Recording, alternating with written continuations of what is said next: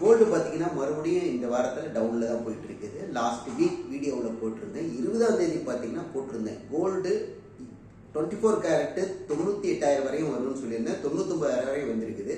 இப்போ இன்னும் இங்கே டவுன் ஆகுது. இது எந்த அளவுக்கு வரும்னு பார்த்தீங்கன்னா 24 கேரட் 88,000த்துக்கும் ஒரு பவுன் 22 கேரட் பவுன் பார்த்தீங்கன்னா 70,000 பிரேக் பண்ணி காட்டுவோம். இந்த வாரத்தை உண்டான நிலவு அடுத்த வாரம் செவ்வாய்க்கிழமை வரை இந்த இது நடந்துடும்.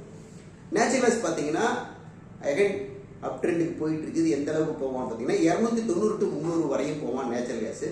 அது மட்டும் இல்லை, இன்னைக்கு என்எஸ்சி மார்க்கெட் டவுனில் போயிருக்கணும். இவ்வளோ தூரம் சொன்னீங்களே ஏன் நடக்கலைன்னு பார்த்தீங்கன்னா இது மேனுஃபேக்சராக நிறுத்தி வச்சிருக்காங்க. ஓப்பன் டிஸ்ட் அந்த அளவுக்கு இல்லை. நாளைக்கு டவுன் இருக்கு. அந்த டவுன் வந்து மிகப்பெரிய டவுனாக இருக்குமாங்கிறது டவுட்டு. ஒரு 200 to 300 பாயிண்ட் டவுன் இருக்கலாம்.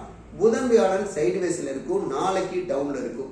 இது இந்த புதன் வியாழனை முடிச்சுட்டு வெள்ளிக்கிழமை மிகப்பெரிய அப் இருக்குது. இதுதான் இன்றைய பதிவு. வெள்ளிக்கிழமை மிகப்பெரிய அப் இருக்குது. அந்த அப் எப்படி இருக்கும் அப்படிங்கிறத பொறுத்து நான் வியாழக்கிழமை காலையிலே உங்களுக்கு பதிவு போடுறேன்.